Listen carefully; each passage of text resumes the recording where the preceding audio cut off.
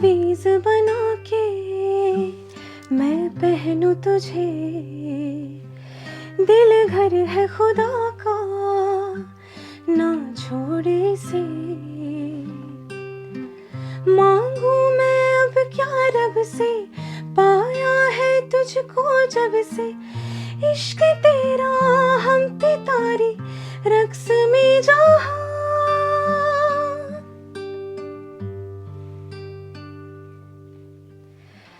करूं सजदा एक खुदा को, पढ़ूं कलमाया मैं दुआ दूं, दोनों ही एक खुदा और मोहब्बत। करूं सजदा एक खुदा को, पढ़ूं कलमाया मैं दुआ दूं, दोनों ही एक खुदा और मोहब्बत। Thank you.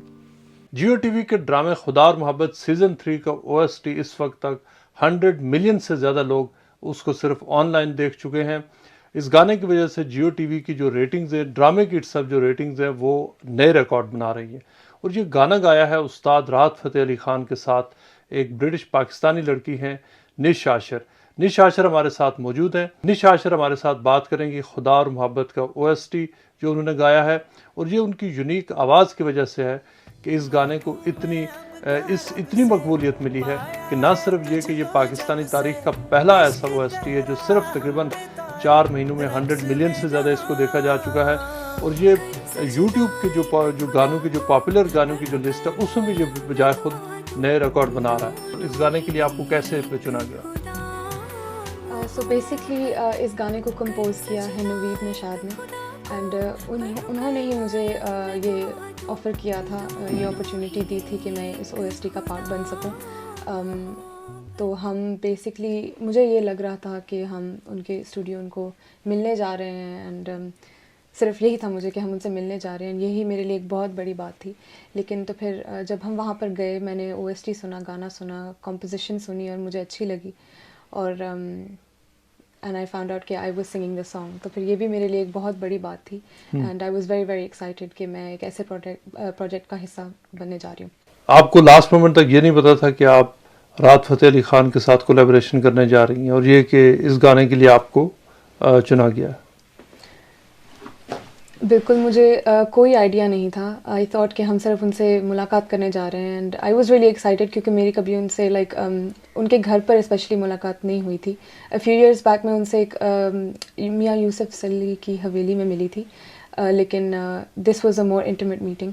तो आई थॉट कि this is like a really very big thing, and then फिर उनके साथ गाना गाना वो मेन चीज़ थी उस डे में। I felt really very special कि नवीद भाई ने मुझे चूज़ किया ये गाना गाने के लिए। उस्ताद राहत फ़तेह अली खान को तो पता था उन्होंने ये गाना गाना है, लेकिन आप प्रिपेयर्ड नहीं थे, सो आपने ऑन स्पॉट ये डिसीजन और आपने गाना गा लिया। तो उस बारे में अगर आप बताएं कि क्या आपको प्रिपरेशन करना पड़ी, क्या आपका ऑब्वियसली आपके ऊपर प्रेशर भी हुआ अगर राहत फ़तेह अली खान के साथ आपने गाना है और इतने बड़े प्रोजेक्ट के लिए? बिल्कुल, आई थिंक कि अगर किसी और स्टूडियो में या अपने स्टूडियो में मैं रिकॉर्ड कर रही होती तो कोई प्रेशर वाली बात नहीं होती, लेकिन वहाँ पर ऑन द स्पॉट यही डिसाइड हुआ था कि मैं गा रही थी, एंड फिर यही डिसाइड हुआ कि मैं उन्हीं के स्टूडियो में उनके सामने बैठे बैठे उनके सामने बैठे हुए मैं रिकॉर्ड करूँगी ये गाना। तो पहले तो आई वाज वरीड कि बस मैं सही तरह से पिक कर लूँ, लाइक कॉम्पोजिशन वगैरह सीख लूँ सही से, एंड देन फिर उनके सामने कॉन्फिडेंटली परफॉर्म कर सकूँ, गा सकूँ सही तरह से, ताकि जो फाइनल आउटकम है वो बहुत अच्छा निकले। क्योंकि आई न्यू कि उन्होंने तो लाइक ऑसम गाना ही है, like he is a legend. तो मैं बस चाह रही थी कि मैं अपना बेस्ट दे सकूँ। को डिलीवर करना लिरिक्स को जो एक स्टैंडर्ड सेट किया गया था, कैसा एक्सपीरियंस रहा आपका? बहुत अच्छा एक्सपीरियंस था। लिरिक्स भी बहुत ब्यूटीफुली लिखी है, नवीद भाई के भाई ने ही लिखी है, कमर नशाद उनका नाम है, and I was trying my best उस मोमेंट में कि मैं अपना बेस्ट दे सकूँ। मैं फोकस्ड रहना चाह रही थी, एंड आई वॉज, लेकिन ऑफ कोर्स बीच बीच में मैं थोड़ा सा प्रेशराइज भी फील कर रही थी क्योंकि राहत फ़तेह अली खान साहब को मेरे सामने बैठे हुए थे, लेकिन मैंने उसको एज एन एनकरेजमेंट लिया एंड अपना बेस्ट दिया। इसका OST जब से रिलीज़ हुआ है, इसने नए रिकॉर्ड्स बनाए, तो आपको फीडबैक कैसा रहा अभी तक? आपको ऑब्वियसली इस गाने की वजह से तो आपको जो पॉपुलैरिटी मिली है शायद पहले कभी नहीं मिली होगी। फीडबैक बहुत अच्छा आ रहा है सो फार। मेरे सोशल मीडिया अकाउंट्स पे मुझे बहुत टैगिंग होती है, लोग बहुत ज़्यादा टिकटॉक्स बना रहे हैं, और यूट्यूब चैनल पे भी मेरे दूसरे वीडियोस पे भी कमेंट करते हैं कि वे हियर बिकॉज ऑफ खुदा और मोहब्बत एंड स्टफ। तो फीडबैक बहुत अच्छा आ रहा है, रोज़ I get to see something new, कोई वीडियो, कोई कवर होता है, लोग अपने इंस्ट्रूमेंट्स पर इस गाने को कवर कर रहे हैं, तो बहुत अच्छा फीडबैक आ रहा है। It's really nice. जो बाकी गाने अगर आप उनके बारे में बताएं, और ख़ास तौर पर आपने साहिर अली बग्गा के साथ भी अभी गाना गाया है, आपका ये भी सुना है कि राहत फ़तेह अली ख़ान के साथ आपका एक नया गाना आ रहा है, और दीगर भी अगर जो अभी तक आपने पाकिस्तानी आर्टिस्ट के साथ प्रोजेक्ट्स किए उनके बारे में अगर आप बताएं। अभी एक रिसेंटली एक OST आया है मेरा साहिर अली बग्गा के साथ, तेरी बेहिसी के नाम से। एंड ये मेरा पहला प्रोजेक्ट उनके साथ नहीं है। जब मैं 16 की थी तब मैंने पहला अपना मूवी का जो गाना था पहला उनके साथ ही गाया था, वजूद मूवी का नाम था। उसके अंदर एक और गाना था तेरे बिन के नाम से, वो भी साहिर अली बग्गा के साथ एक ड्यूएट था। तो दो ये मूवीज़ के सॉन्ग्स किए थे। और अभी एक प्रोजेक्ट आ रहा है, टिच बटन मूवी का नाम है, उसमें मेरा और हुमैरा अरशद का भी एक ड्यूएट आ रहा है। And I think probably OSTs में one of my favourites was एक अहमद आज़िब के साथ OST था मलाले यार के नाम से, वो भी काफ़ी पॉपुलर हुआ था। एंड वो भी कंपोजिशन बहुत अच्छी थी। और खुदा और मोहब्बत तो है ही, it's one of my top favourites मेरे सारे OSTs में से। और एक और राहत फ़तेह अली खान साहब के साथ उनका एक सोलो गाना है, तो उसमें भी हम एक ड्यूएट कर रहे हैं, मैंने उसमें भी पार्टिसिपेट किया है। तो ये अभी बहुत सारे प्रोजेक्ट्स हैं पाइपलाइन में। एंड यस, और फरहान सईद के साथ प्रेम गली भी था, वो भी एक बहुत पॉपुलर OST था, वो एड्रियन भाई ने कंपोज किया था। वो भी एक he is a very good composer, उनका म्यूज़िक मुझे बहुत अच्छा लगता है। एंड बस ऐसे ही प्रोजेक्ट्स आते रहेंगे फ्यूचर में भी। बिल्कुल। आपने बहुत कम उम्र में गाना शुरू किया, मुझे याद है आप पाकिस्तान हाई कमीशन के इवेंट में 14 अगस्त और 23 मार्च को आके पाकिस्तान के नगमे गाया करती थी, लेकिन उसके बाद आपकी आवाज़ सुन के बहुत सारे लोगों ने आपको फिर ऑफ़र किया आपका सफ़र। तो आप ये बताएं कि आपको इसमें how did you get into music? So I've been in music since a very very young age, जैसे आपने कहा। जब मैं 3 साल की थी तब से मैंने गाना शुरू किया। एंड देन बिकॉज मेरा इंटरेस्ट बढ़ता गया, बाय द एज ऑफ 6 मैंने अपनी पब्लिक परफॉर्मेंस की पहली, एंड देन तब से मैं परफॉर्मेंसेस कर रही थी। एंड देन फिर जब मैं 11 साल की थी तब मैंने अपनी पहली रिलीजियस एल्बम रिलीज़ की। एंड देन फिर उसके बाद से I got into commercial music, and then बस फिर उसके बाद से या जस्ट गोइंग।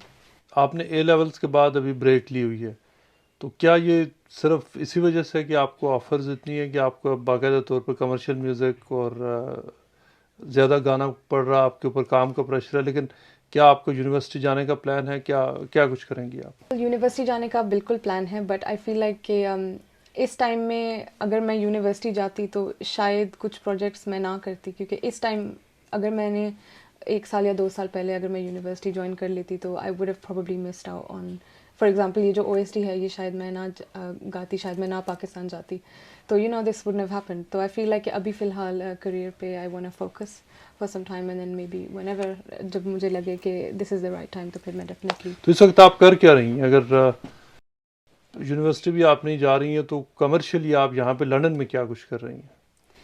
तो ऑब्वियसली कोविड की वजह से काफ़ी चीज़ें अब वर्क फ्रॉम होम भी काफ़ी लोग कर रहे हैं, तो यहाँ पर भी घर पे भी मेरे पास अपना स्टूडियो है। तो जो भी प्रोजेक्ट्स आते हैं अगर मैं पाकिस्तान में नहीं हूँ तो मैं यहाँ से ही रिकॉर्ड करके खुद भेज देती हूँ।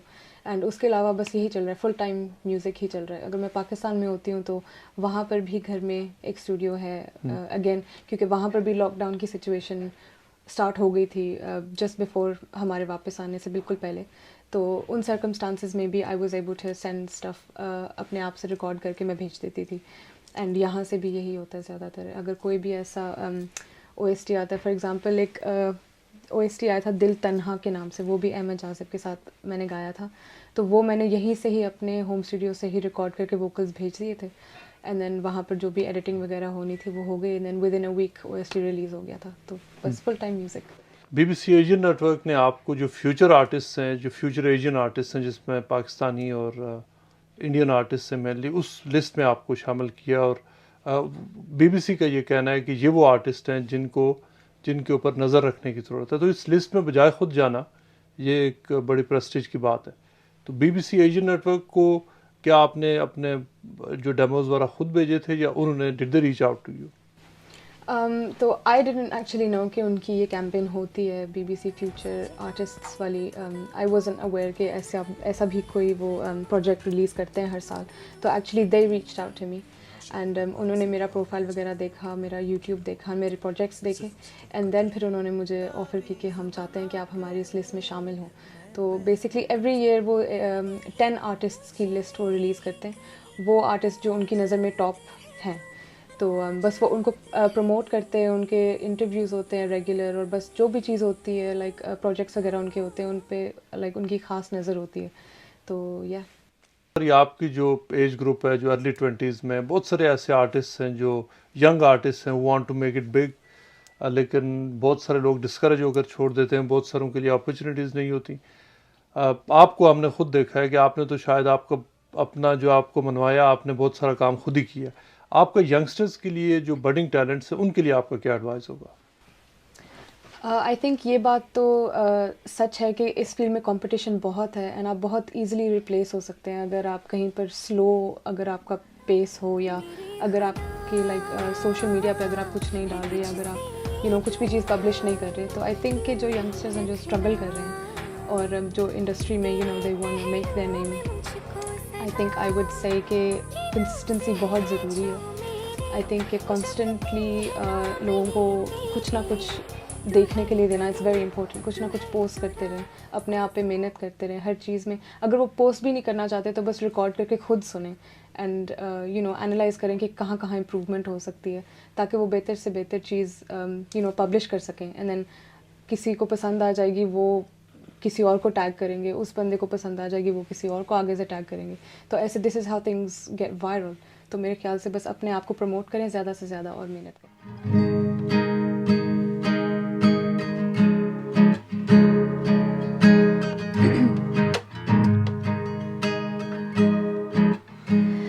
आज देखा है तुझको देर के बाद,